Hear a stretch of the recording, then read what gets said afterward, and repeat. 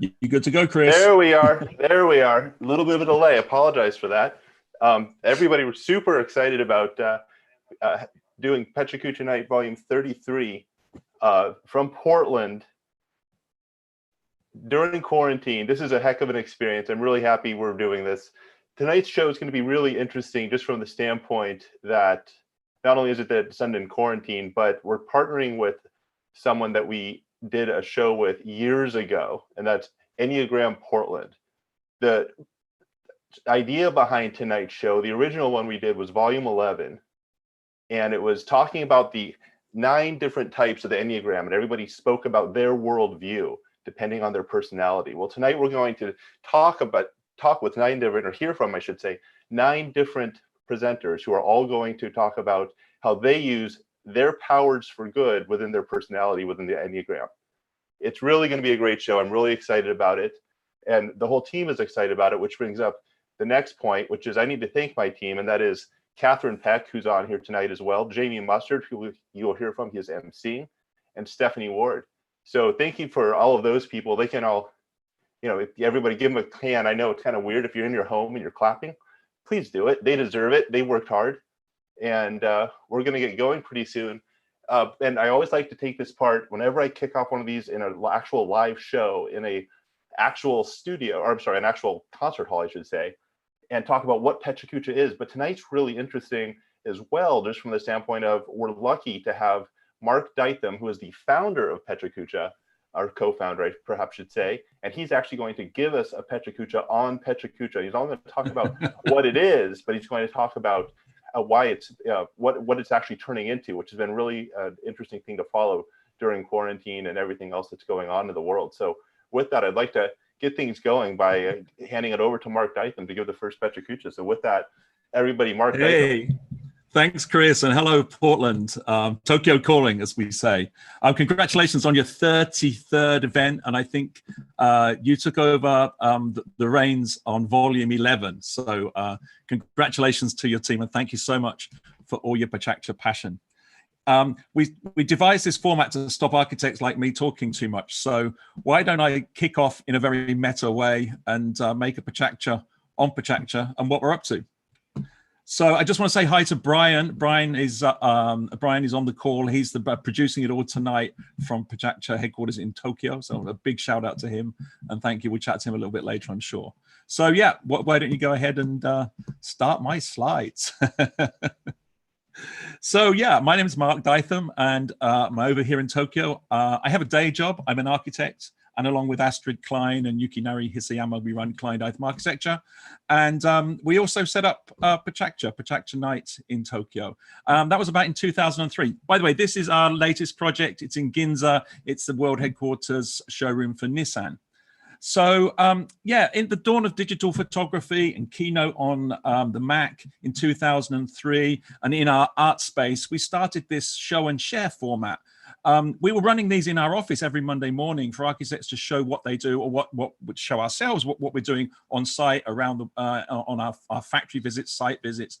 And we thought it'd be really nice to find out what other architects do, what they're up to, what they're interested in, and why don't we have a show and tell using digital photography and projections and stuff, and we'll run it in our art space super deluxe. But you know what, architects talk too much, so we restricted it to 20 slides shown for 20 seconds each, and that allowed 10 or 12 presenters to speak. It also allowed us to engage with hidden heroes in the city, people that hadn't had a chance to speak. This guy here builds the biggest or the tallest construction fences around some of the biggest buildings in Tokyo. He's 63, an amazing stories to tell, amazing photographs to show and share, but he'd never spoken before. So it was a chance to bring people out. So we started this in 2003. In 2006, it started to go global. We've never invited or asked a city to join. Everybody's found us and joined us. And today we're in an amazing 1,235 cities around the world. And we've been wondering why it's become so popular. Well, it's that really simple format, I think, that simple framework of 20 images, 20 slides, which is fast, fun, and friendly. And I think that's what's been so endearing about it. And everybody has a story. It's just a simple framework to hang that storyline on. We also want you to look listen, and think at the presentations. There's no video, there's no GIFs, there's no lower 1/3, there's no Anderson Cooper telling you what's coming up next. 20 seconds is quite long. It's also very, very short, depending on what you've got to say. As you can see, it's quite long. The other great thing about PechaKucha is it's not only a format, it's a community in over 1,000 cities. And we've been having over 100 events a month until recently. And these are physical events. People love to get together, but that community has kept PechaKucha going for 17 years. And it's kept us going through the pandemic. There's also this restriction there. That slide was in the wrong order, but it doesn't matter. There's a restriction there. It's a level playing field. So whether you're a famous architect or a young student, you've still got 20 images for 20 slides. It's like a Big Mac. You always know what you're going to get, and that's always 400 seconds. So I was saying about the community. Community is important. So back in 2011, we had the huge earthquake and tsunami and nuclear issues here in Japan. 130,000 people were, 130 buildings were completely destroyed by the tsunami, and Japan was devastated. But that's where the community, the PechaKucha community, got together, and including Portland in Oregon, you came together, and we had this amazing event to inspire Japan. Japan's inspired the world, and we wanted to help Japan back on its feet. And we held this global event. We raised $100,000, and we helped build some temporary housing. And through the PechaKucha projects, we've been having events, and we've been talking to people and gathering information. Lots of interesting things come out of these difficult moments. We've got to many presentations about living in temporary homes, or this Safecast project, which is a citizen radiation detection project. So when when the pandemic really took over the world, we thought we needed to do something. And as I say, we've gone from over 100 events a month down to 0. So we held our first event in the beginning of April. This was in fact our second event. You can see all the events we've had there, but we've had some amazing presentations, and there's so much positivity, there's so much creativity out there, and there's so much ingenuity out there. And we've been picking up really, really amazing presentations, things you never see on the news. The news seems to talk about completely different things. PechaKucha is real news and shows real passion, including this great idea from Tachikawa-san here in Japan that just takes a slip folder, you put this A4 piece of paper in, you cut on the lines, and instantly it turns into a PPE face mask. His video has been watched over 5 million times. And he's a past PechaKucha presenter here in Tokyo. And what we've done during the pandemic is we've rushed out one of our platforms that we've been working on called PechaKucha Create, which allows anybody to upload, voice, and share 20 images. You upload your images and you can voice it all online and put the presentation on the PechaKucha website. Previously, you could only do it through a live event. And so it's allowed people like Dana, in fact, she was a PechaKucha intern, but she used PechaKucha Create to send out her stories from Wuhan. She went back from America to visit her parents at Chinese Year and got stuck there for 76 days. But she's been making these amazing presentations. So please check it out, and please think about making a presentation. It's being used in offices and in schools, and we're now able to make competitions too. So this is our first international competition in association with the World Architecture Festival, and the competition theme is Isolation Transformed. Anybody can enter. So just upload 20 images about your idea, voice them, and share them. I think you've got a couple more months to enter that. We've also just a couple of weeks ago, we had this amazing event with Frank Lloyd Wright Conservancy, and we had 15 presentations from Frank Lloyd Wright homes around the US. Of course, they've all been closed, and this was a large awareness campaign. So I want to say thank you, Portland, and thank you to Chris and Katie. You can see there in the circle when they came over to Tokyo for our big annual event we have here. But thank you for all your PechaKucha passion, all your creativity, and for inspiring Portland and inspiring the world. Thank you very much.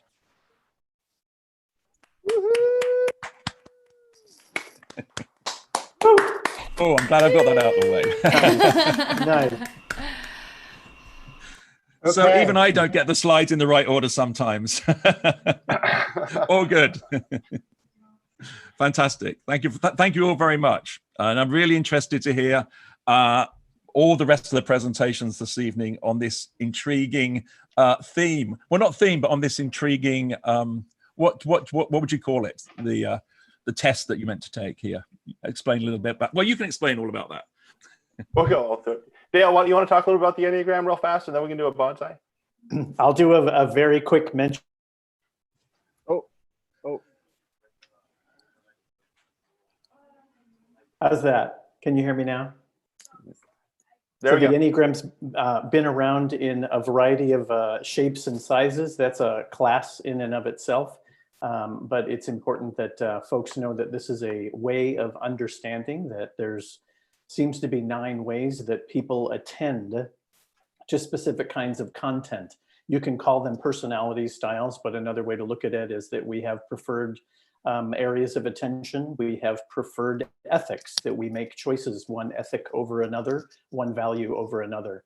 So I encourage folks to learn a little bit about the Enneagram. You'll find our former PechaKucha from volume 11 in Portland on the Enneagram Portland website. All of those are available, and also on the PechaKucha Portland website. And you will learn about the Enneagram tonight, because there are 9 voices that are going to tell you about how they see the world and how they use that vision for good. Awesome. So just before we head off in, we're going to do a group photo. We always do these in Japan. I'm sure you do them in Portland. We're going to do them online now. And in Japan, we put our hands on, we do a little banzai like this. So normally you have to be careful you don't hide the person behind you, but we don't have that issue here tonight. So let's do a little countdown. 3, we'll do 2 of these. 3, 2, 1, and banzai. Okay, we'll do one more. Okay, 3, 2, 1. Banzai. It's kind of like break a leg. Okay, so wish you all great luck tonight. I just forgot to say one thing. So PechaKucha is the way we say it in Japan. It gets slightly abbreviated and shortened here. There are lots of double words in Japan. PechaKucha, and PechaKucha is the sound of chit chat in Japanese. It's an onomatopoeia. So PechaKucha. But PechaKucha's fine, but it's not Machu Picchu, and it's not Project Tonight. It's PechaKucha Night. So over to you guys. Have a great night, and I'll be watching all the presentations, and we'll chat to you at the end. Awesome.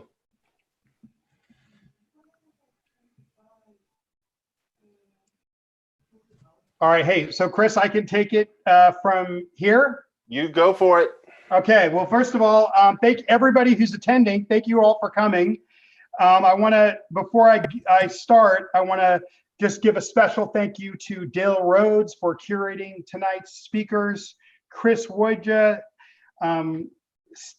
Catherine Peck, and Stephanie Ward, Katie Wojda, the entire PechaKucha team. Thank you so much for putting all your passion and work into this. Well, I'll call it incredible event or experiment or whatever it's going to be. And most of all, thank you to Mark DYTHAM, co-founder of PechaKucha, joining us for tonight's event. We're really, really honored to have you. Thank you. I had a few thoughts about, I went down an Enneagram rabbit hole, and when I was preparing for tonight's event, and I had a few thoughts, Enneagram, using your powers for good. So I had a few thoughts, and I found some quotes on the idea and power behind using your power for good, and using your powers for good. Mastering others is strength. Mastering yourself is true power. Lao Tzu. Knowing yourself is the beginning of wisdom. That is Aristotle. And know yourself to improve yourself, Auguste Comte. And what I was thinking about when it comes to this event is not only can you, by knowing yourself, I was just so impressed of how I felt nailed, just like I felt naked when I took an online test in terms of how well it accurately kind of just identified me as a human. And I thought this will make me better at my superpower, but not just in terms of myself, but in terms of improving improving my ability to help people or have an impact on the world. So I'm really proud to be part of this event tonight. Chris, what is the exact title? It's using my powers for good. Okay. Enneagrams allow us a lens to truly know ourselves so we can double down on our strengths and go tunnel vision on having a more positive impact on others in the world. So kind beings, gentle humans. Let's start with our first speaker. And our first speaker is Jimmy RADOSTA. Jimmy is an Oregon native and has appeared in the film Mortified Nation and has performed at Mortified in Portland, Hollywood, San Francisco, Chicago, Austin, and even Baltimore. He has shared stories at the Moth, Backfence, Mystery Box, and PechaKucha Night PDX, our very own Volume 11. He is after being a 15-year career journalist, he then served as communications director for Planned Parenthood Advocates of Oregon since 2011. And he holds Guinness Book World Records for being in the world's longest floating chain, as well as the world's longest drag queen chorus line. Please welcome the reformer, Jimmy RADOSTA. Woo! Thank you. I think conditions are perfect for takeoff, so I'm good to go. Type 1 of the Enneagram personality system belongs to the perfectionist. And to be perfectly frank, we don't mind coming in at number 1. We have high standards for ourselves and for those around us, and that's where we try to bring good into the world. In the simplest terms, we notice errors and we feel the need to fix them. In some cases, we mean that quite literally. In the book, The Great Typo Hunt, a couple of intrepid grammar nerds boasted about going on a cross-country road trip where they spotted a whopping 437 typos, and they managed to correct 236 of them. For a perfectionist, this would be my kind of vacation. Like in the classic game Perfection, we feel an intense pressure to win. We believe that to be deserving of love and respect, we must be good and right and perform exactly as expected. However, Type 1s express our perfectionism in many different ways, and the 3 subtypes illustrate this clearly. First, there is the one-on-one subtype. These are the reformers, and they're motivated to make the world a better place, or at least to make the world a place that more closely conforms to their idealized vision. They tend to be determined, vigilant, confrontational, impulsive, and sexually liberated. Second, there is the social subtype. Their perfectionism is demonstrated by setting a good example for other people to follow. They can sometimes come across like school teachers with an air of superiority and rigidity, but their strengths come through in their confidence and in their reasoning. Finally, the self-preservation subtype. I fall into this category. We turn that critical eye inward. We worry about getting good grades, getting a good job, being a good partner. Now, before I get into the positivity that perfectionists bring into the world, I must be perfectly honest and acknowledge the hurdles that we need to overcome first. For perfectionists like me, the biggest hurdle is our inner critic. This is the judgmental voice that presides over a mental courtroom inside our heads, where ideas are proposed, contested, and pronounced worthy or unworthy before any action can take place. This struggle can build into a perfect storm, so to speak, for anger. And when we feel guilty and irritated that we don't have the power to create order out of all the chaos in the world, we can become resentful of cleaning up what we perceive as other people's messes and other people's incompetence. And when these feelings of frustration are suppressed for too long, they spur us into wrath. It's in these moments of stress when I see the world more like a Type 4 romantic, fixating on what's missing. I deny myself pleasure. I become sensitive to criticism, and my fear of making mistakes leads to procrastination. And on my worst days, I can become an obsessive, compulsive, uncompromising, self-righteous control freak. However, when we heed the wise words of Beyonce, perfectionists can channel our frustration into a more progressive direction where kindness, decency, creativity, and forgiveness can flourish. We can lighten up, shed that judge's robe, relax the need for competition, and focus on finding our purpose. Vince Lombardi expressed a similar sentiment when he said perfection isn't attainable, but excellence is. And he should know After winning the first 2 Super Bowls, he never had a losing season as head coach in the National Football League. Andy is considered by many to be the greatest coach in football history. Meanwhile, Malcolm Gladwell takes a different approach, claiming more or less that practice does make perfect. His book Outliers amplified a study that says the key to achieving world-class expertise in any skill is a matter of practicing for around 10,000 hours total. Just 20 hours a week for 10 years, and you're all set. Regardless of whether we achieve master status, however, perfectionists bring a solid work ethic to our jobs. We take pride in following the rules. We desire to streamline procedures and systems. We are responsible, persuasive, and thrifty. We demonstrate leadership skills, attention to detail, and stability.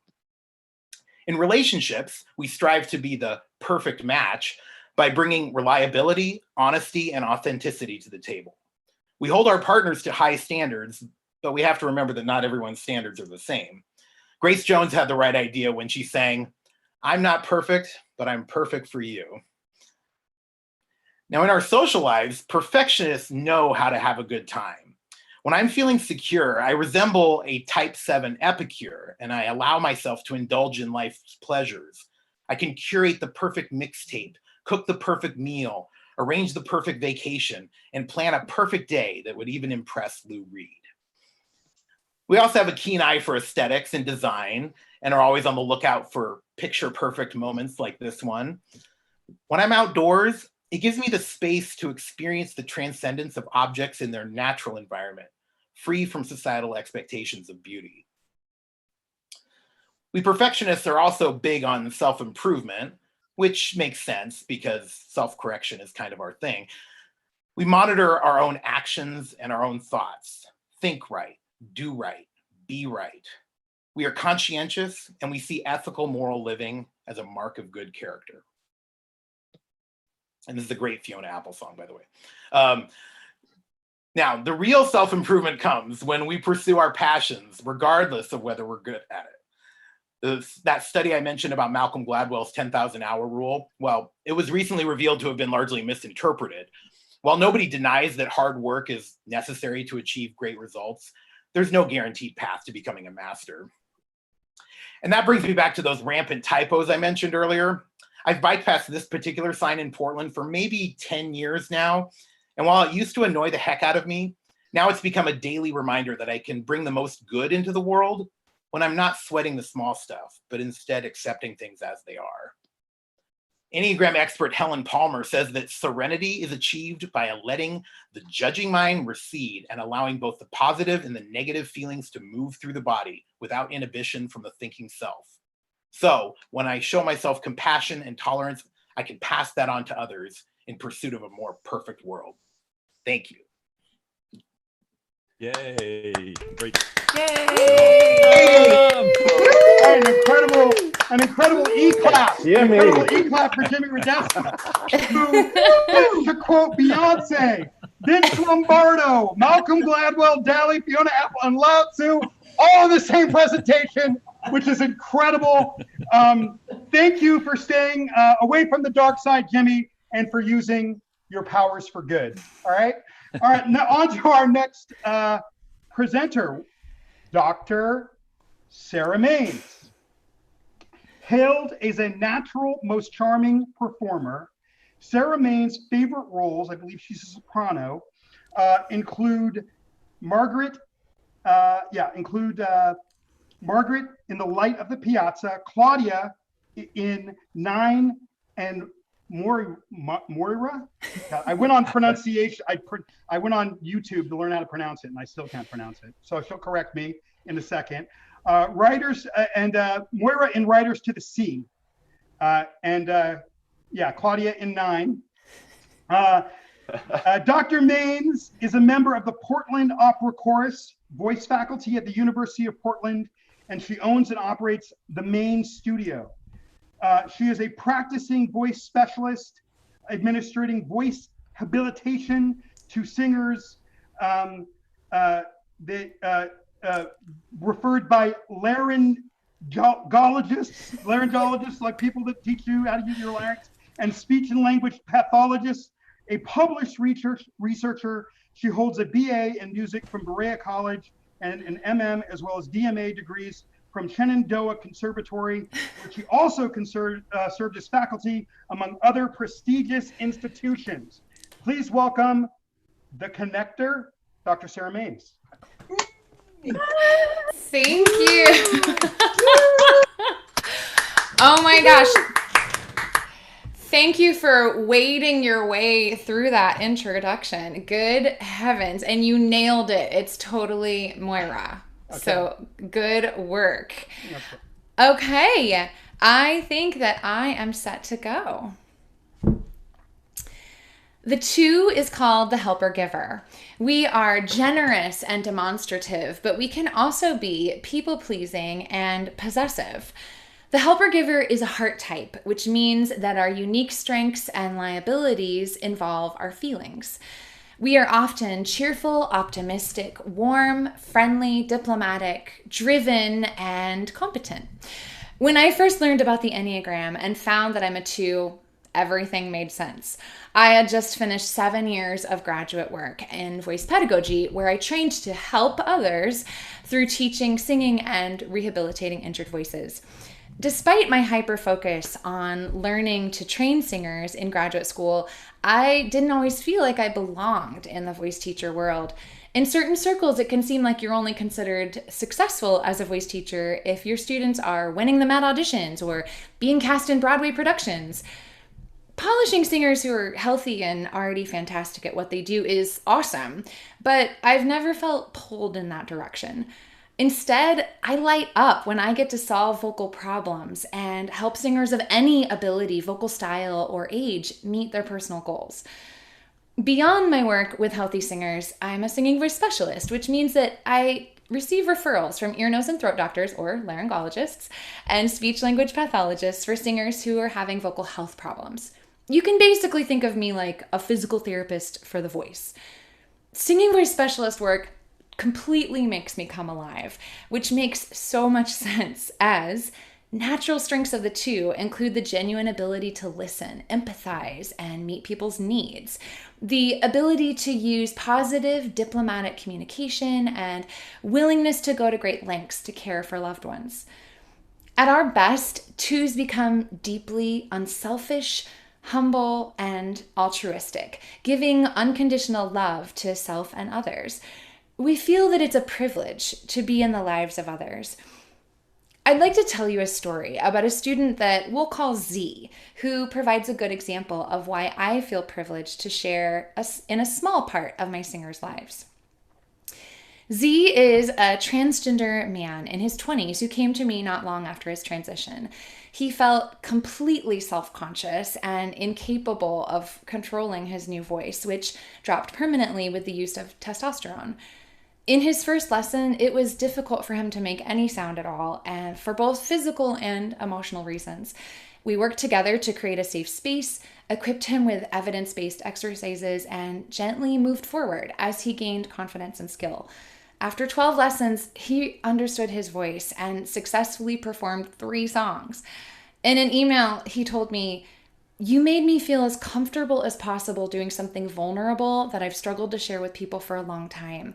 I was willing to lose the ability to sing as a necessary sacrifice of hormone replacement therapy. You've proven to me that with enough practice and guidance, it is possible." Z's story is a good example of my best 2 attributes at work. But when we're less healthy, 2s can be people-pleasing, needy, codependent, self-important, and prideful. And I would do anything for love. I'd run right into hell and back. My work on stage provides a laboratory to examine this intrinsic push and pull between pride and humility for the 2. If my goal is praise from the audience, that's a prideful, slippery slope. If my goal is the fullest possible expression of my craft in that moment, that's a humble performance. Here's a deeper example. When I'm on stage, it's important to convey emotion, but actively feeling that emotion can be detrimental. My job is not to have the experience, it's to provide the experience for the audience. People should come away moved by the story, not by me personally.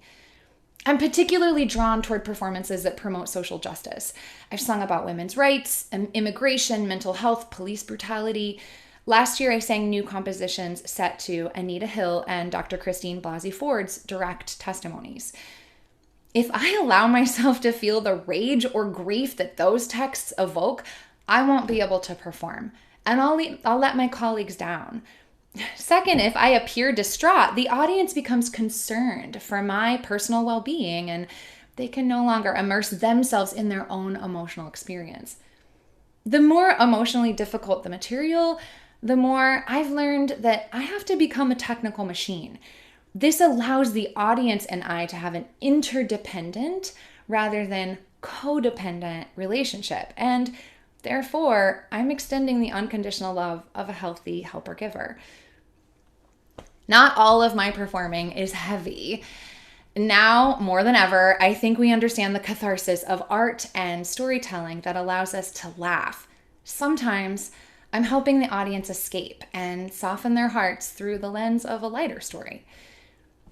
When I'm back off of stage, wearing my teaching or singing voice specialist hat, my philosophy is the same no matter who comes in for a lesson. Everyone has a voice.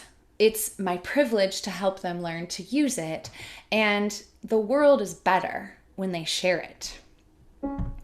Sing, sing a song, make it simple to last your whole life long. Don't worry that it's not good enough for anyone else to hear.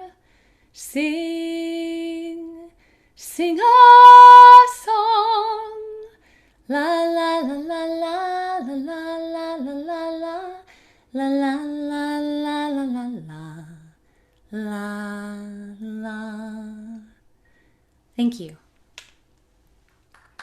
More applause to the Sarah Maine. Awesome. Right, Yeah. Sarah. Beautiful. Thank you. Sarah, Brilliant. thank Even you a bit of meatloaf. Fantastic. Yeah, meatloaf.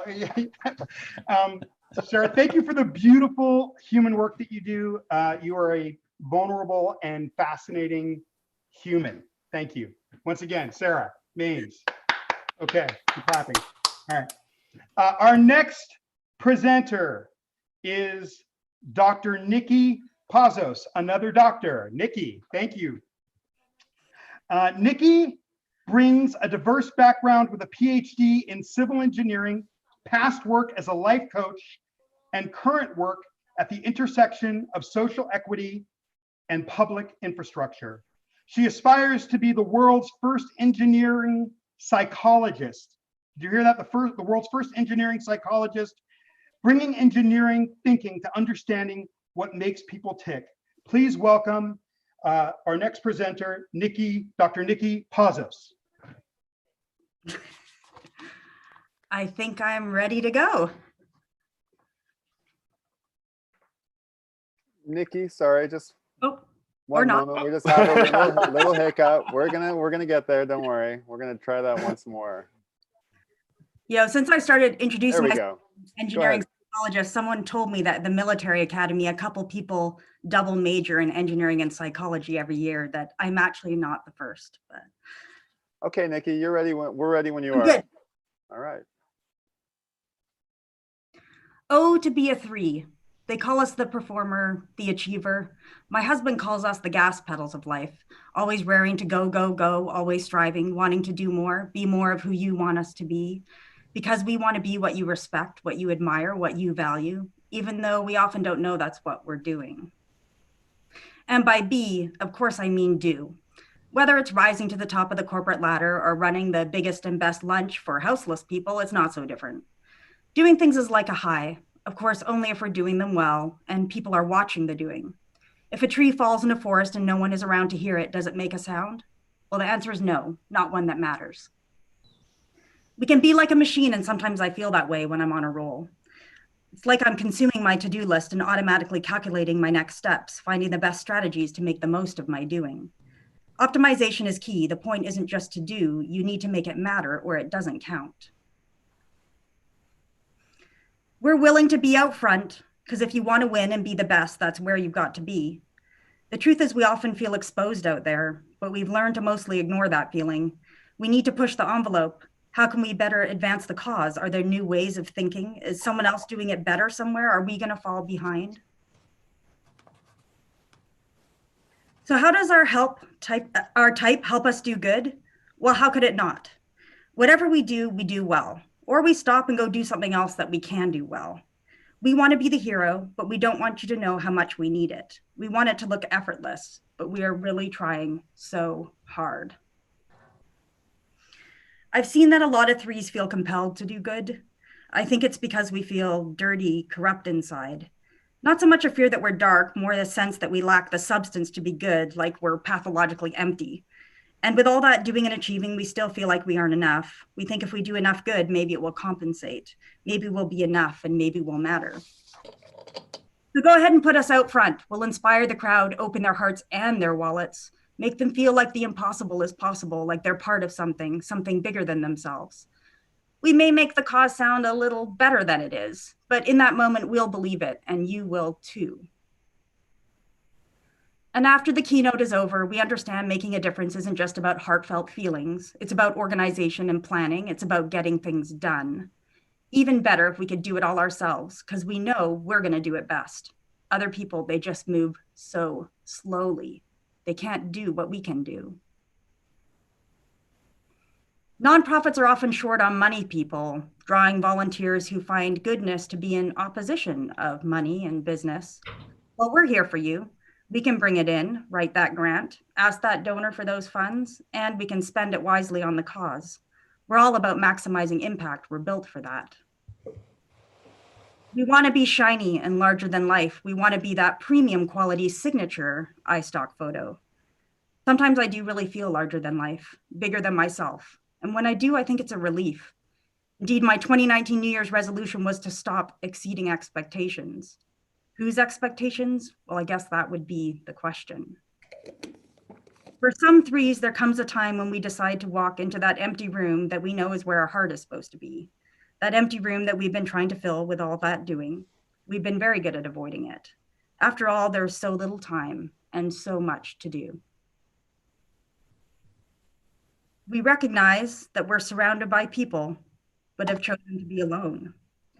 When I was a child, I used to call that feeling the vastness of the universe.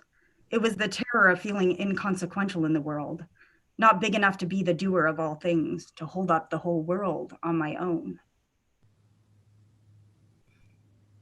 But as they say, the only way out is through. And some of us walk through, burst through, not so much because we want to, but because we must. And on the other side, new things are possible. Just like for all types, it turns out that our greatest weakness, our ability to bend and hide the truth, is transformed into our greatest strength. So after a lifetime of wanting to be seen, I find now that I am the one who can see. I can see what is true. I can see people as they are. I can see what's possible because what's possible is always right there, just waiting to be discovered. And the flip side of all that selling I've done is that I can help other people see themselves and the world with new eyes. I spend a lot of my time teaching white people about racism and teaching men about sexism and helping water utilities figure out for the first time, what does it mean to serve our communities equitably? I know that some behavior change can be forced and enforced, but I believe authentic change requires us to see through a new lens, through new eyes. The truth that so many white people are missing right now is that advocacy costs something. It's not just a book club or a Facebook post.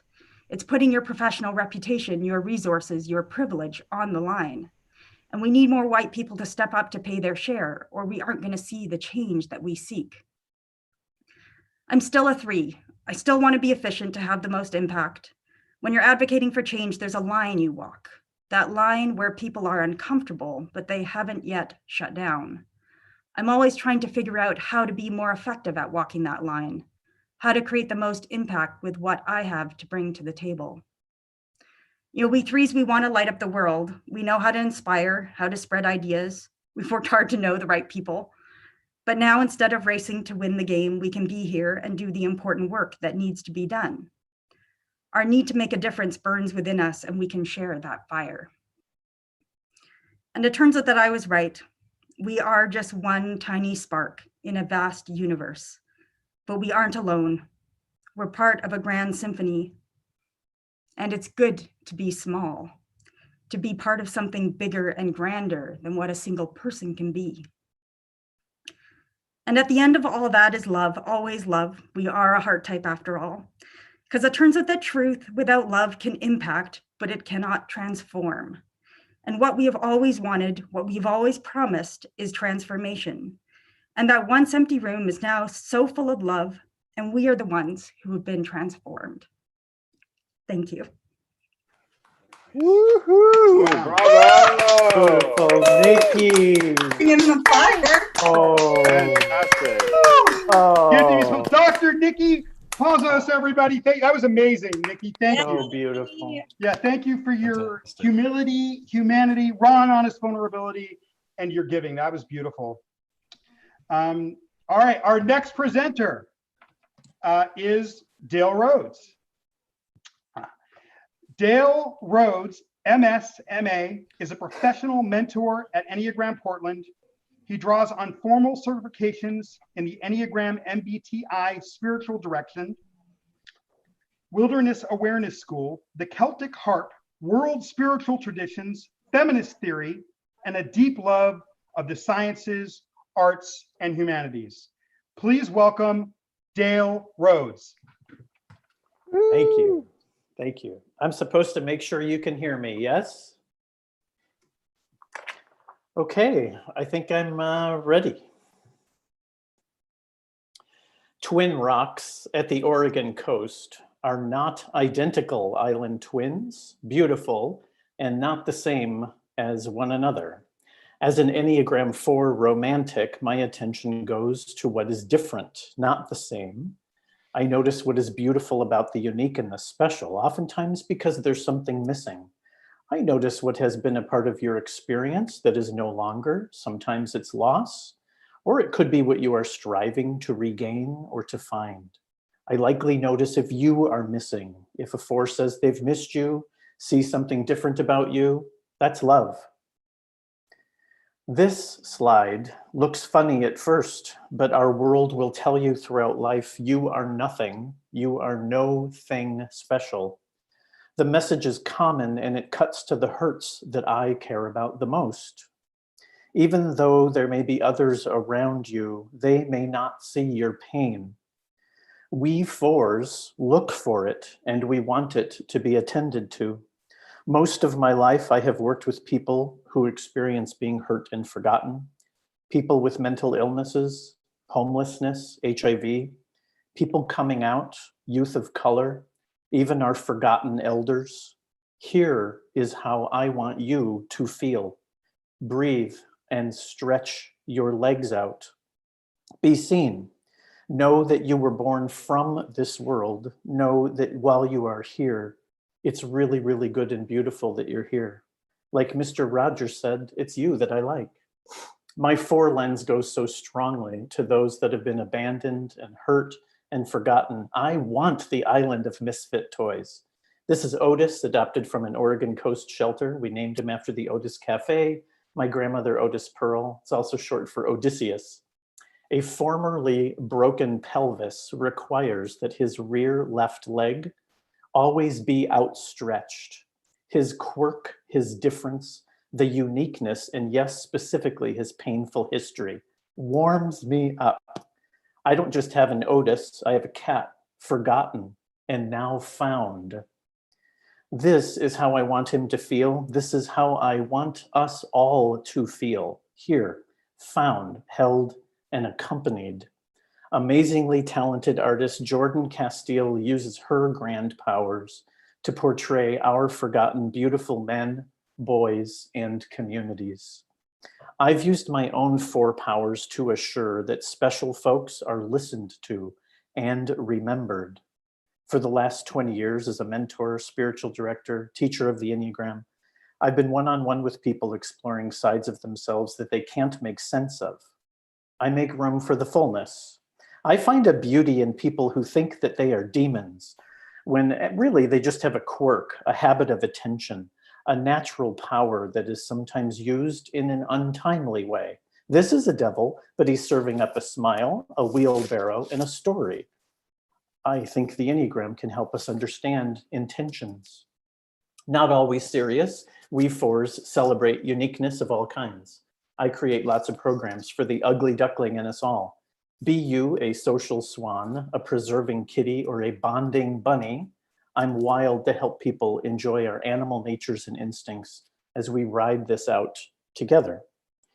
In a world that doesn't encourage you to look inward or be yourself, I love being a guide for people to discover who they really are, to discover what is conditioning versus what is our natural way. It can seem a daunting task to be yourself. We form defenses that we think will protect us from others, and oftentimes those defenses keep others from connecting with us. I've yet to find a better tool than the Enneagram that helps us untangle these defenses so that we can find our authentic selves and we can be open to folks finding their ways back to us. Because here is how I want you to feel: loved, special, celebrated, open to being who you are in a world that can say, hello, you are special. Today is your day. I wouldn't want you to miss that we fours also use our powers for the good in sharing our orientation to the spiritual, the cosmological. Anselm Kiefer's Starfall shows our origin in this universe. We are all made of stardust, and we all have the shared privilege to come alive and to make something beautiful of our lives. This, look, the monument of the revolution in Mexico City. Wow. Stop and look with me at the beauty of a moment in time or in something beautiful done by an individual, a group, or a culture. This is what my students do: literature, film, music, poetry, the 9 types. We fours feel most alive when we're with people who are taking risks to do something unique and beautiful with their own stardust. I love being with people who, even in their wounds, or maybe because of their wounds, find a path through and into their many colors. The Enneagram is first a community circle. We are unique and we are also one. I'm surrounded by a beautiful and diverse community, interested in finding out who we really are and what is really going on. My type 5 observer partner, Pete, took this next photo, and it makes my heart leap. In a sea of white tulips, my eye goes to the one that stands out. Yellow.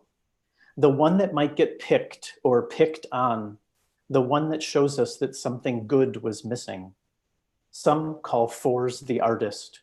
We do craft our own inner landscapes, but we also make them a reality. African-American artist Romare Bearden used collage to depict Odysseus's island journeys, but he did so in gorgeous African themes. Lost and found Otis, you hurt and misunderstood man, you birthday girl, and you yellow flower. Hello, stretch yourself out. We see your uniqueness, and we are glad that you are here.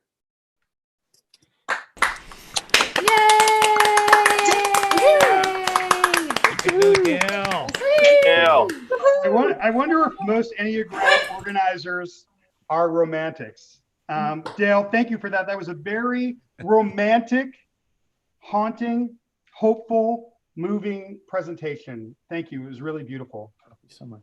Once again, Dale. All right. Chris wants me to move it along, so I'm moving it along. Our next presenter is Bethany Small. Bethany is an arts administrator and musician living in Portland, Oregon. She manages a 350 student dance school where she enjoys teaching sarcasm to 5-year-olds while also teaching their parents to master the perfect ballet bun. An obsessive part-time musician, she sings in local choirs and jazz combos, and she can be found regularly taking herself all too seriously at various karaoke bars. Please welcome Bethany Small. Thank you. Thank you. All right, I'm ready. So as a 5, the concept of doing good is hard for me to comfortably understand in myself and others, because sometimes things that we define and recognize as being good and actions that we describe as being good are often just felt to be true. And I like it when I can define and see concrete examples of what is true. But we're a few 100,000 years into modern human history, so I'll admit that we have more than a handful of generally agreed upon social concepts of what does good for others, for oneself, and for the world at large. And so I suppose that's why we so value the concept of the superhero. I would be an introverted superhero.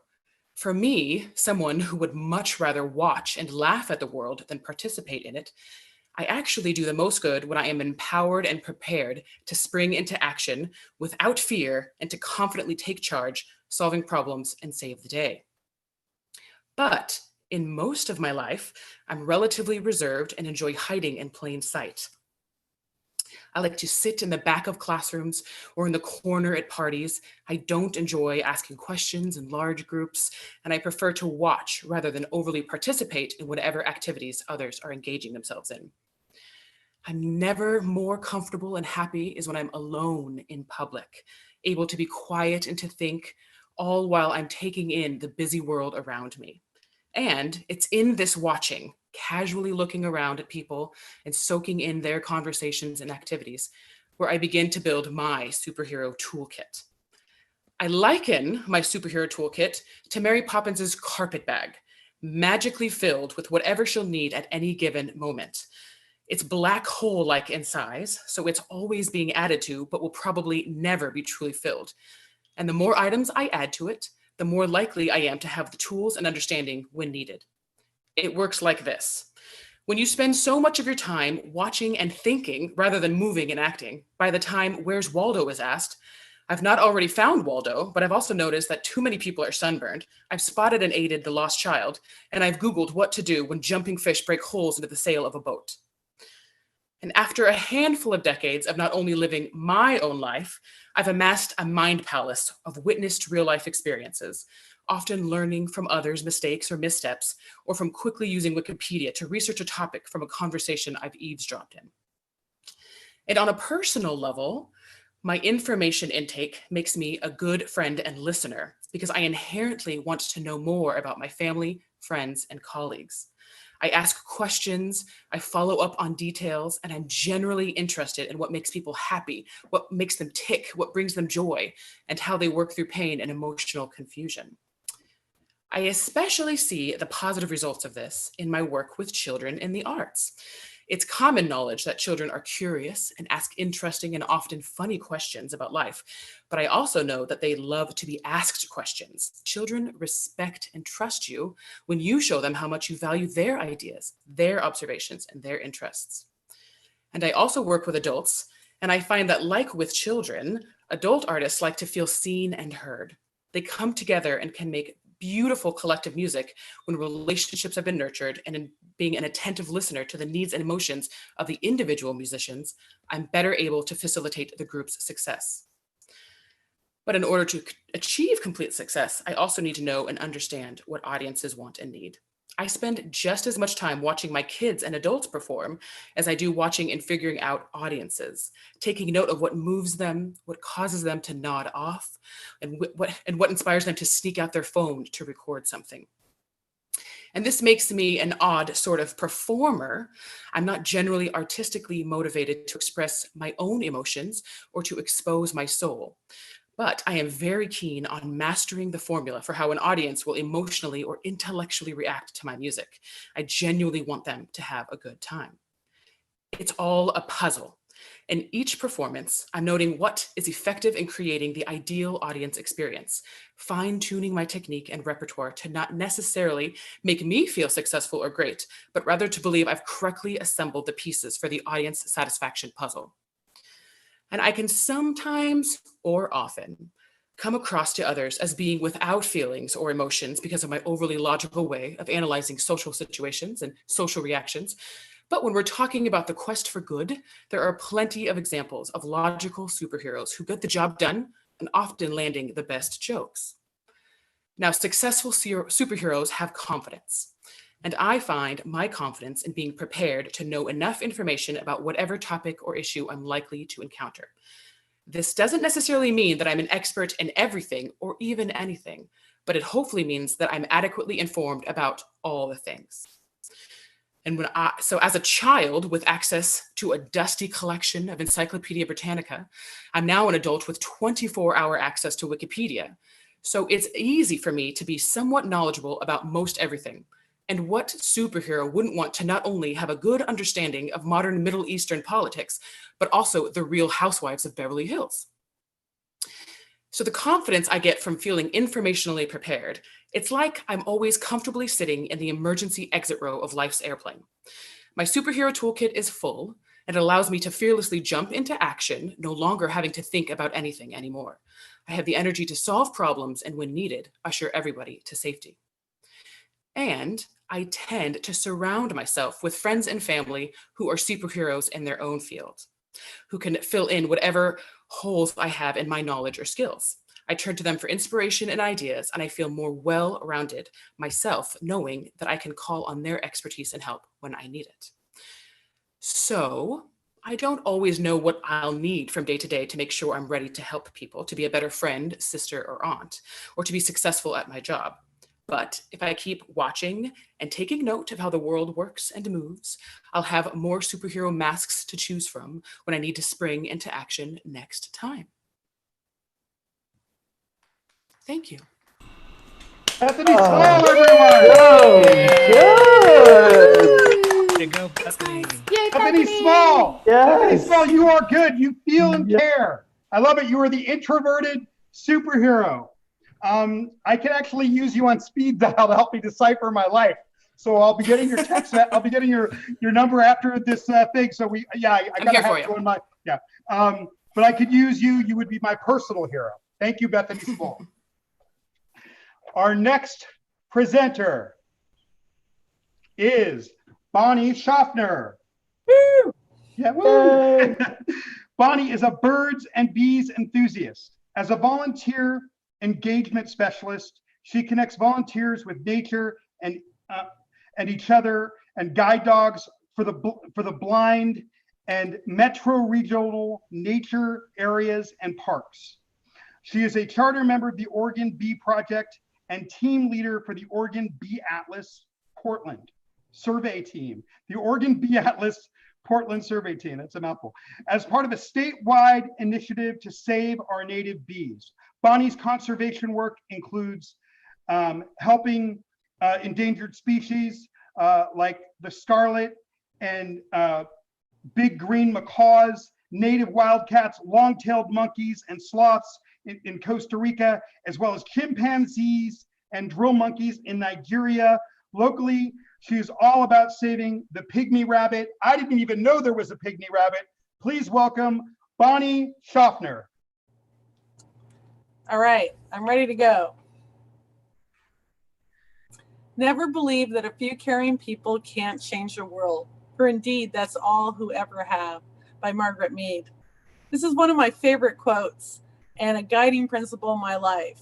Being part of a group is the power of the six. Together we can make a difference. Here's an example. This northern saw-whet owl is being cared for by people at the Wildlife Care Center at Portland Audubon Society, where I volunteered for 27 years as a wildlife rehabber. Dedicated volunteers, staff, and the public connect and care for wildlife. Over 100 volunteers work together year-round to care for these orphaned and injured Oregon wildlife so they can be released back into the wild. These orphan fledgling robins will be put back out when they're old enough. Together, we help about 4,000 animals a year.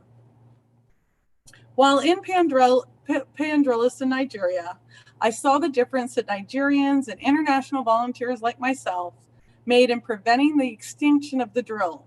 The drill is one of our largest monkeys and the most endangered primate species in the world, and Pandrillis has a sanctuary for chimpanzees, like these two chimpanzees you see.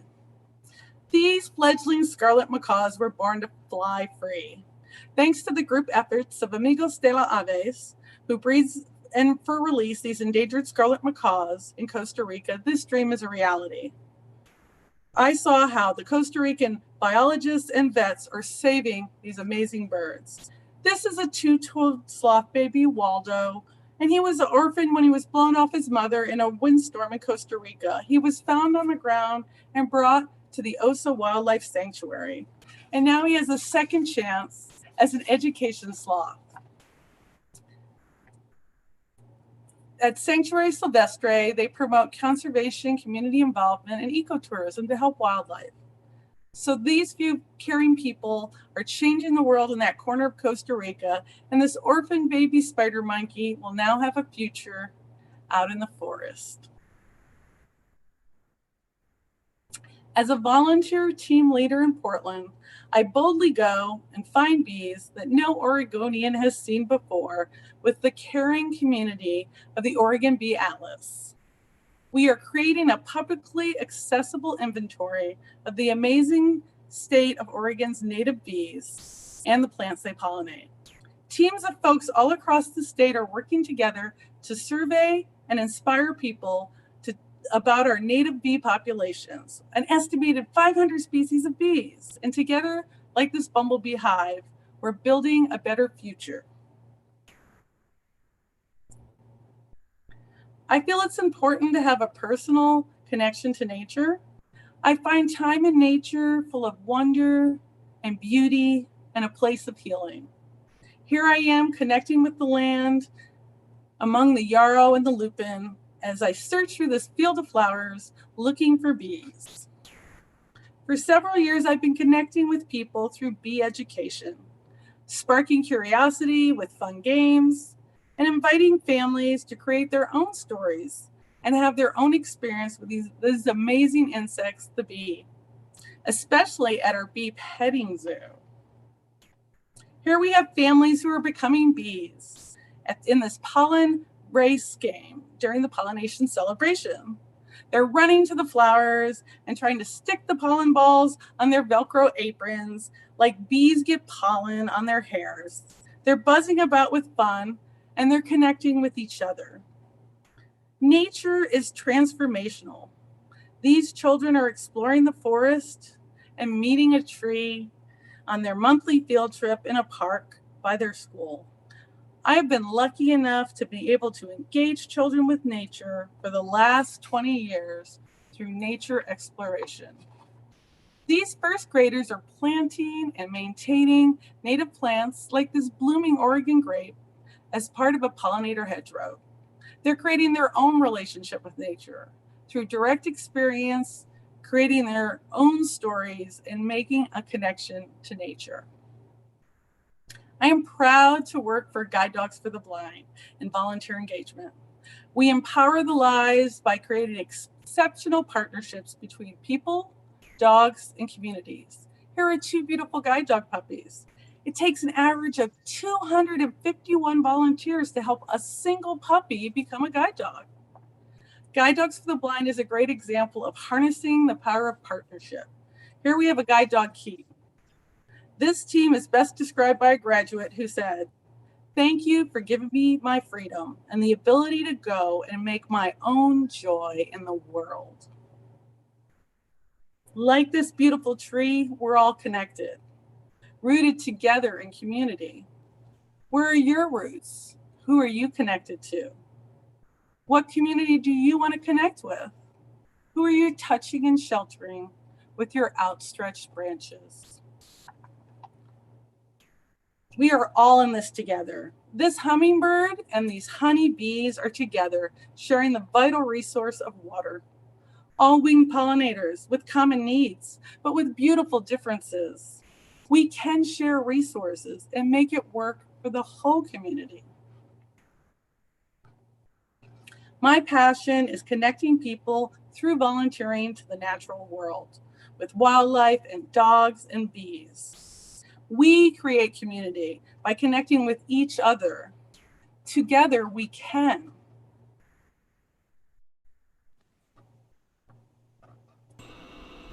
So go climb that mountain. The view's going to be worth it. Find your passion out in the world. Connect with a community. Create your own news story using your powers for good. The sky's the limit. Yay, Bonnie! All right. Bonnie, thank you, everybody. So inspiring. Bonnie, you have the most cool, amazing curated life. I want your bee hat. We'll talk about that. Listen, I mean, just watching these Enneagrams, you guys are one for one. You guys give and care so much. And I really am seeing that knowing yourself, I think, is why you guys have so much passion. This is really amazing to watch. Just how focused you guys all are at what you are. And I think that Enneagram is providing that lens. Thank you, Bonnie Shoffner. One more time. Yay. Okay. Our next presenter is Carlo DeLumpa. Carlo is a certified professional coactive coach and experienced corporate leader with over 3 decades of managing and coaching intact and virtual teams as well as employees. He is passionate about helping leaders and teams connect strategy to execution, finding flow in their work through connection and collaboration. Carlo is also a pretty awesome musician. He is classically trained in guitar and has been fronting rock bands since high school. Carlo is a reigning karaoke king, and his opus is Man in the Box by Alice in Chains. Please welcome Carlo DeLumpa. Thanks so much, Jamie. By the way, you're rocking it tonight, dude. Can we get a quick woot for Jamie? Woo, Jamie! Oh, yeah. Yeah, Jamie. Jamie. All right, Brian, let's do this. So PechaKuchas usually don't have title slides, but as a type 7, I've never met a rule that I didn't bend or break. And so this time it's about posing a question that'll kick us off on a short expose of type 7 for those of you who may be new to the Enneagram. And so that question is, what has 2 thumbs and rocks? Think about it. Wait for it. Yeah, that's me. Ta-da! I'm Kai. Some of you guys know me as Carlo, and see, I even have options for how I'm called. And I do rock. Like Jamie said, I'm a guitarist, I'm a singer, and I'm a photographer, coach, cyclist, design geek. Like a lot of 7s, I'm into a lot of things, and they're all pretty much fun. Like, here's my office. This is my natural habitat. It's fun. It's messy, but it's fun. And so you might be asking yourself, where does this penchant for fun come from? Well, come with me on a short journey and let's go find out. Here's what it comes down to. I live in a world of possibilities. I live in the world of future fun possibilities. And the key word here is future. I have this gift of seeing where I want to go, connecting the dots, and then planning endlessly about how to get there. Never mind that I may already be on top of a mountain. The one over there has got to be even better and more awesome than the one I'm standing on right now. And why is that? So what's this fixation? Well, it's all about me trying to avoid pain and suffering. And the pain and suffering I'm talking about here is about having limited options, about having my freedom somehow constrained. It seriously looks and feels like this. I mean, I'm like that some mornings. And the only way out really is through my planning and planning the next fun thing. My dream is to break free of any limitations and fly free into that bright, fabulous future. And yeah, you know what? It does have its downsides once in a while, but you know what? We're not talking about downsides tonight. Reframing, Dale, is that a superpower or not a superpower? Anyway, I'm able to parlay my preoccupation with fun future possibilities into doing good in the world. And I'm able to do that actually when I slow down. Now, if that sounds counterintuitive to you, that it feels really counterintuitive for me as a type 7. It's totally counterintuitive. But for instance, when I slow down, I can actually find joy in the smaller things in life, like opening an Amazon box. And my ability to find joy helps other people experience joy in their lives, and that makes me even happier. And by the way, since COVID and the lockdown, I've had this look on my face about every other day. Sorry, honey, I will pay that Visa bill tomorrow.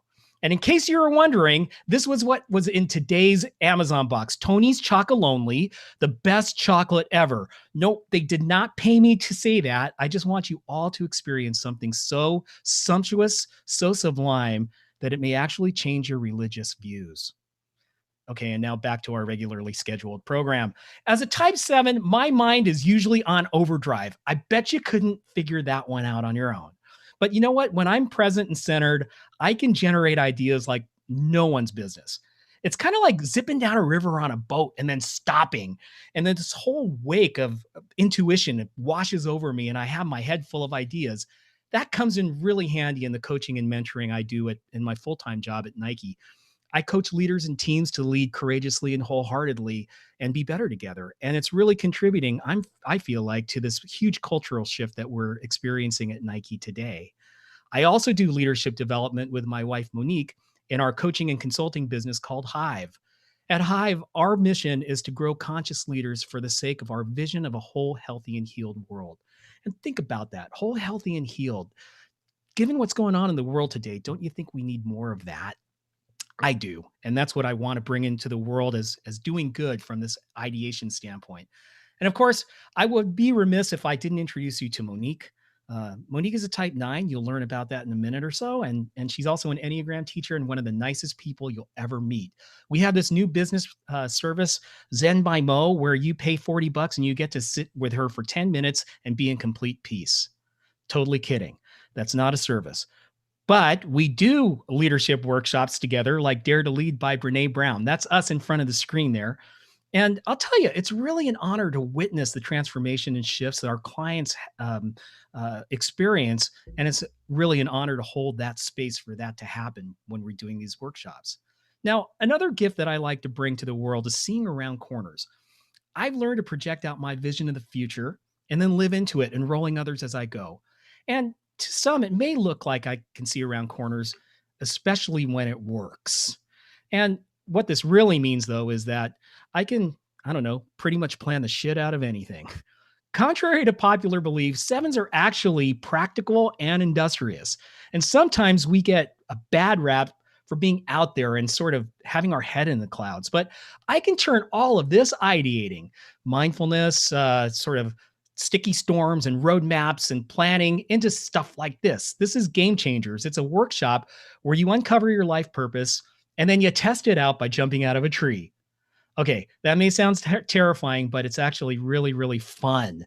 And here it is. If it ain't fun, it ain't worth doing. Now, that's a 7 quote if I ever heard one. So where do I take all this? Where do I go from here with these gifts of joy, ideating, seeing around corners? Well, lately I've been leaning into a Joseph Campbell quote, "The cave you fear to enter holds the treasure you seek." And I've been asking myself, given what's going on in the world today, what's that cave I fear to enter where I really need to lead more courageously? And as a person of color, I really feel called to do my part to stop racism. And I have to be honest with you, I'm still trying to figure out where my gifts fit into this movement and where I actually fit in.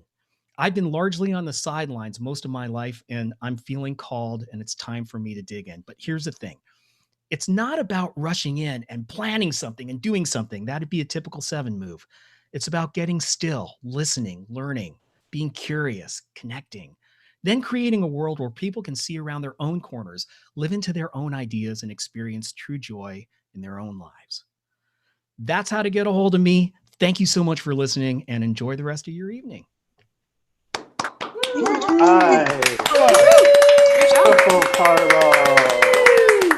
Carla, staying away from the typical 7 move. I like it.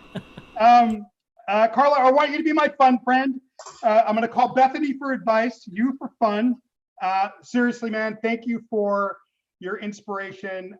You got to be a fun guy to hang out with. All right. Once again, give it up for Carlo DeLumpa. Yay! Yay. Our next presenter. Hi, Della. We didn't get to meet before. Nice to meet you, Della. Our next presenter is Della Ray. Della is a self-agency advocate, author, and proprietor of Oregon Women's Health Network. Her accomplishments include certification in human resource management, 2020 PDX Women's March organizer, co-founder Sisters of the Community, founder of Donors Rescue, founder the Wild Women's Society, founder of the Youth Leadership Project at Riverdale High School. Della is the recipient of copious local, regional, and national leadership and community service awards. Please welcome our next presenter, Della Ray. Hey. Della. All right, let's go. I love being an Enneagram 8, also known as the challenger and the protector. We are enthusiastic, full masters of our fate, strong-willed, decisive, practical, tough-minded, and we want a lot of our life, and we are fully prepared to go get it. We indulge without guilt. 8 celebrities include Queen Latifah, singer, actress, producer, actor Denzel Washington, an American cultural icon. He says, fall down 7 times, get back up 8. Lucille Ball, entertainer and businesswoman. Ball continuously broke barriers for women in the entertainment industry. But wait, this is not a love story. I haven't always liked being an 8. 8s have the worst reputation. When I was about 7 years old, my grandmother pointed at me and then looked at my mom and said, she is just too bossy. At first glance, 8s often resemble a brick wall. As many of the traits typical of the 8 personality, those same traits are discouraged for females. Ooh, big surprise. And I had a double whammy. In my case, with having 8 traits and the angry Black woman stereotype floating around me. And of course, there's more. We overwhelm people with our bluntness. We are relentless and impatient with others' incompetence. We get high blood pressure when we are not respected. Often, 8s avoid being weak and controlled by others or our circumstances. We do everything in our power to avoid being dependent on anyone or anything. Mostly 8s avoid letting our guard down and being vulnerable. These are not natural occurrences with an 8. Somewhere along the line, I started to view some of the more challenging traits as a heavy lift. I started thinking about reframing assertion and control with cooperation. I began addressing how to see 8 traits as a whole to do good. And actually, I was just embarrassed about being an 8. So many years ago, I began the real work. I met with an Enneagram extraordinaire and our 4 presenting tonight, Dale RHODES. Yay, Dale. And I wanted to learn more. And I have to tell you, I was so nervous that Dale was going to tell me that I needed some sort of deep personality treatment. And we're talking about something in the basement, somewhere with questionable tools. After reading more and got patient, the light came on and I became refreshed and ready. The timing was perfect and I had just stepped into the nonprofit world providing services. Now let's talk about great things. This is one of the things I love most, is owning the fact that I can see BS coming from a mile away, which is vital when simultaneously building and driving an organization. It's more than just seeing it coming, it's a leadership to call it out. This is an important clarifier and a time saver. Whenever I supervise or mentor anyone, I offer a snapshot that contains how to get along with an 8. 1, to stand up for yourself, to be confident and be strong, not gossip about me, build my trust or betray my trust. These traits help to nourish culture and working relationships. Directness is essential because it boosts communication, especially when time is of essence. If you're running out the door and you need to know what time it is, I'm going to tell you the time, and I'm not going to tell you how to build a clock. Trust is important. Finally, directness does not have to be synonymous with bluntness. Being able to quickly assess a situation and simplify what appears as complex and confusing can also be seen as seeing the truth, believing the truth, and sharing the truth. Yet another instinctive ability to lead and support those around me. I cannot help but to see and want to end every single injustice. Poverty stings me the most. Working in the nonprofit world began while standing in my garage looking up at the rafters filled with marked stacked boxes of household goods. I knew these could be used for someone else, so I set out to make a change.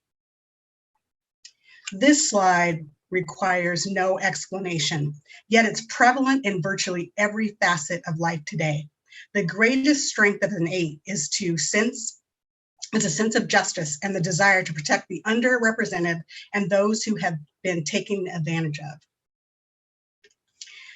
8 traits that have rocket boosted my life and work today is an influencer of the world, in the world of women's self-agency and empowerment.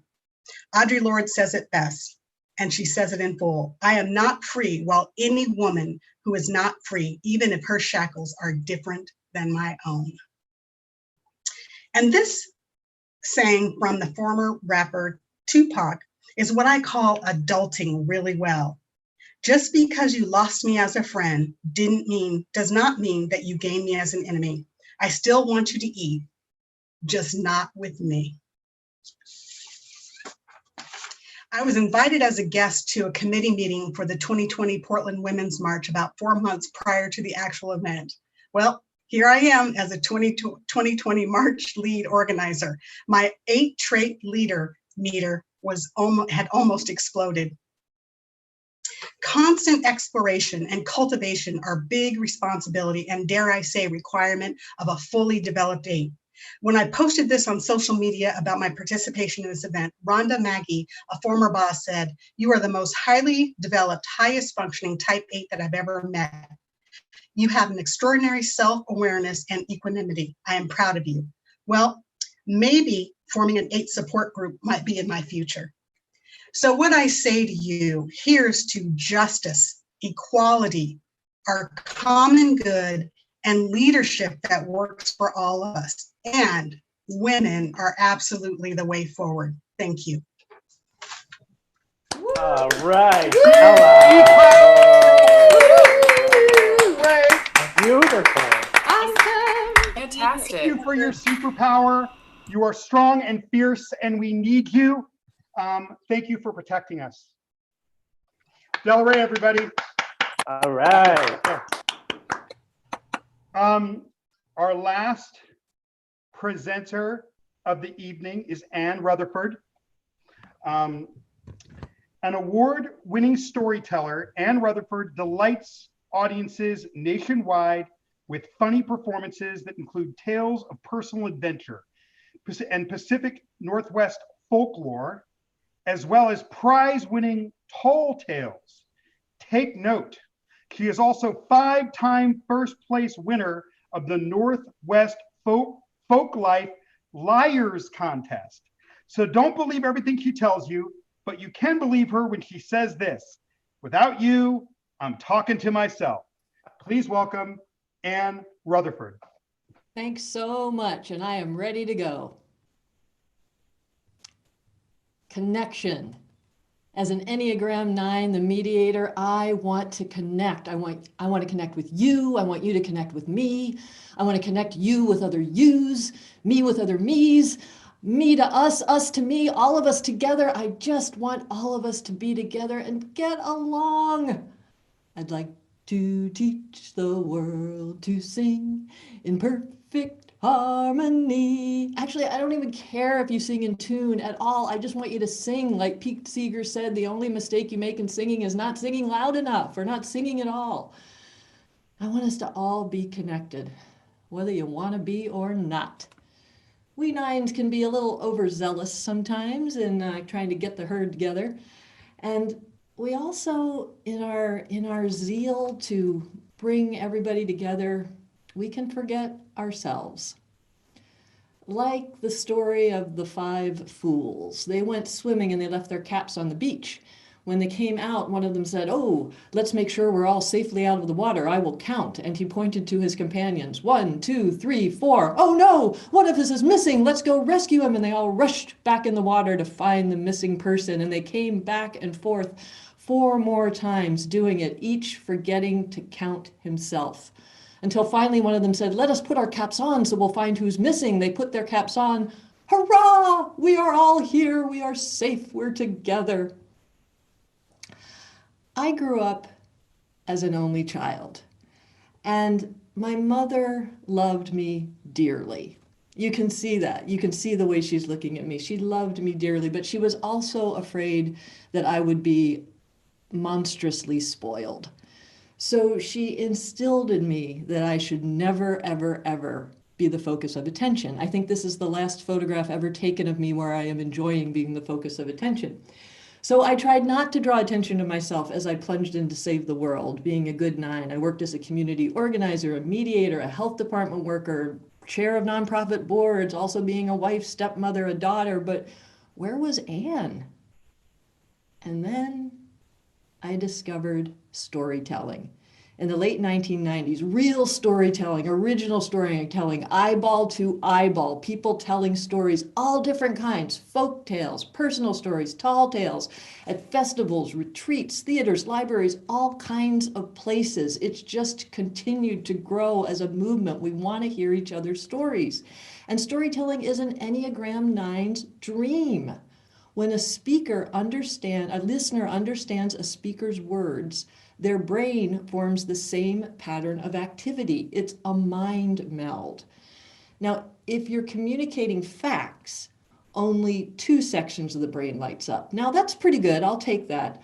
But if you're telling a story, the pattern of a story releases chemicals in the listener's brain that focus attention and cause satisfaction. And listening to a story, especially one that the teller is imagining vividly, all kinds of sections of the listener's brain light up. The sensory sections, listeners, they light up with emotion, with feeling, with movement, with touch and taste and smell. And I have seen this happen. I mean, not the actual brains, but I have seen people respond, people in advanced dementia with Alzheimer's who light up when they hear a story. So this is what I wanted to do. This was my calling. I wanted to bring people together in a way that stimulated their imagination, that relaxed them. And then at the end of a story, people want to tell their own. They want to talk to each other. There's a buzz after a storyteller ends. And stories change minds and hearts in a way that facts never can. So I dove into it. I took some training and some classes, and then in 1999, I had an idea for a storytelling program for adults, rented the basement of a Buddhist temple, sold tickets, people came. I was hooked.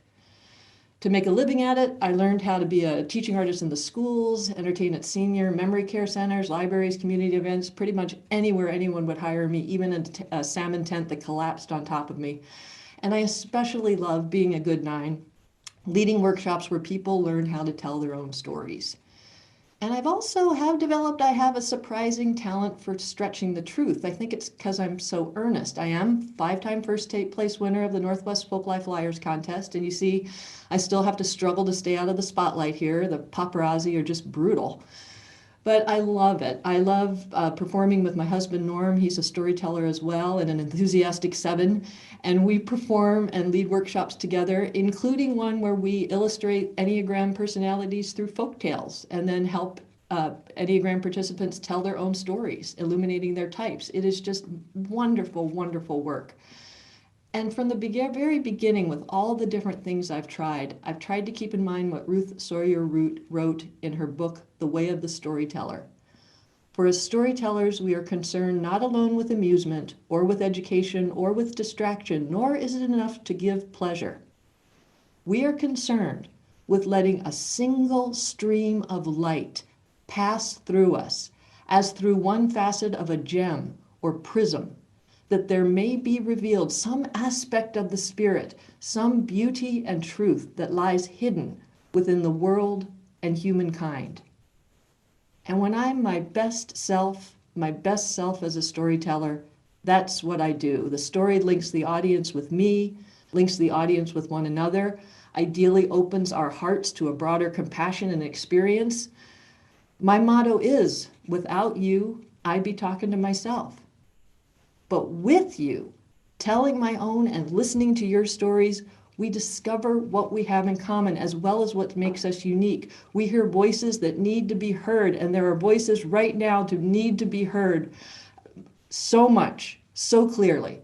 And we can do it through telling and listening to stories. And that for me is happily ever after. Wow. Oh, and so I love it, for everyone. Oh, man. Wow. Great. And thank you for your story, for telling stories, for all that you do to inject us with your work in life. I mean, I've just been, I was not expecting to be injected with this much energy tonight. It's been an incredibly moving experience and a very challenging time. It's been like a reprieve of just like, there, you know, Mark was saying before the event that there's so much darkness in the news, and that, you know, PechaKucha has been putting out good things. And I, like, tonight was really, really powerful. I didn't think I was capable of having such a powerful experience, presentation after presentation on a video screen. So this is a new one for me. I'd like to give you a special thank you to all of our presenters. Give it up for yourselves and the attendees that are listening. Yep.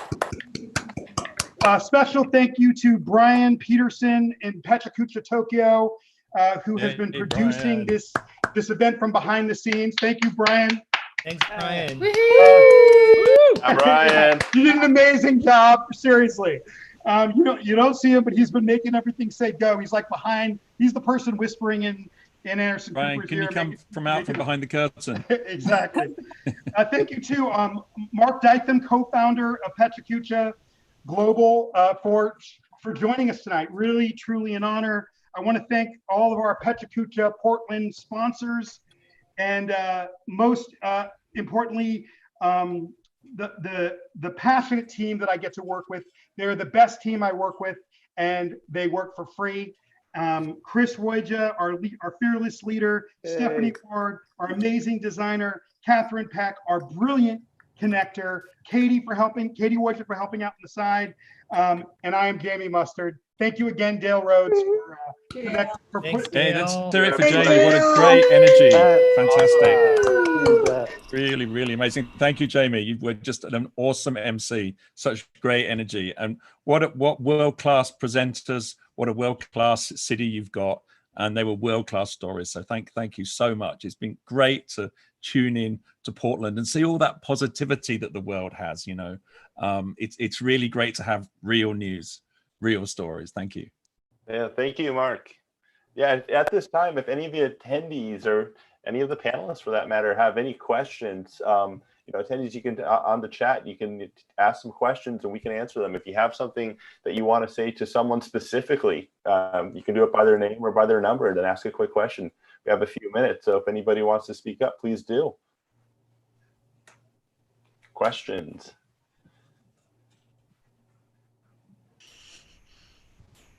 Favorite? Oh, great question. Does anyone have a favorite Enneagram quiz? I'll say that I'm not a great fan of Enneagram tests online. A lot of them are not scientifically accurate, but you might consider going to Enneagram Worldwide. That's Helen Palmer and David Daniels' website. David was a psychiatrist at Stanford, and his test is very well done. It's affordable, and I think it's something that leads you to begin the inquiry. Nobody can tell you what your type is, but it's a good beginning to get introduced to the types. Your type is really where your attention goes a lot. Most people won't need a test. You'll need to learn about the 9 types because you have them all in you. You also have to get along with all of them. So oftentimes, if you just watch where your attention goes a lot, you'll find your type. Next question is for Bonnie. Bonnie, where can we get more information on bees? Thank you for asking about our bees. The Oregon Bee Project is the website, and we have the Oregon Bee Atlas is the survey teams I work with, and that's on there. And we even have an online course, so you can learn to identify all 500 species of bees if you're that into it, which hopefully you are. But try the Oregon Bee Project. Then there's the link for anybody else who's asking about that, OregonBeeProject.org. Any other questions? And then we'll wrap it up. This has been a wonderful night. Chris, I should just say before that if If you go to PechaKucha and just put in B into the search, you'll find 10 or 15, 20 presentations on bees or owls or anything like that. So PechaKucha is a really great resource for awesome stories. Yeah, there's probably a handful of other Enneagram presentations as well. And I know there's a Tony Maloney's chocolate presentation that Tony's chocolate presentation. Yeah, that's on there. That guy's on there. Yeah, Peter Zandy. Peter Zandy, I think, was volume 13. Oh, is it from Portland? Yeah, Okay. absolutely.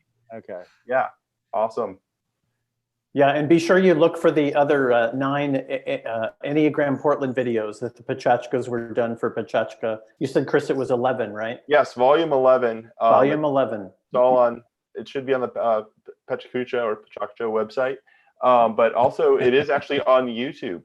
So those talks are available. Good. I've got them on Enneagram Portland as well. They're good. So now we have 18 of them from Enneagram Portland. Yeah, and I think it's also worth saying that these presentations will all be up on the PechaKucha website in a few days, and you'll be able to watch the YouTube video all the way through. Just go to the event page, and that's all be recorded. I think as soon as we stop the YouTube video, it all gets uploaded immediately, and then we'll put the individual presentations up after that. So fantastic resource. Awesome. And so I guess that it could be the last question, but Jamie, when are you going to do a PK?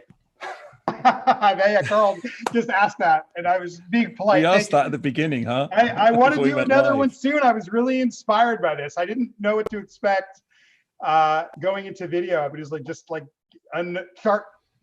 uncharted waters. But I'm hoping that someone will invite me to do one soon, because now I'm really, really excited. This is a really cool. I think you should do one about all the art behind you, because we're all kind of intrigued about The Economist and different paintings we've been viewing all through this. So.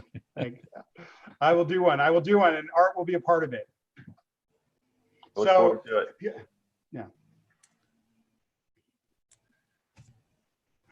All right. I think that's it for the night. Thank you, everybody, for coming once again. And if you want more information on PechaKucha Night Portland, probably the best way to get that is on Facebook. Definitely check that out. Follow us there, or also on Instagram, of course. Or you can just email us. And with that, thanks again, everybody, and have a great night. Thank you, Chris. Thank you, everybody. Thanks, Chris. Thanks, everybody. Thank you, Mark Dyson, for bringing the platform. Thanks, Dale. Yes, and thank you, Mark. Thank you, Brian. Thank you, everybody. Wonderful night. Thanks so much, Brian. Thank you so much. So long. Thanks, everybody. Bye. Love from Tokyo. Cheers.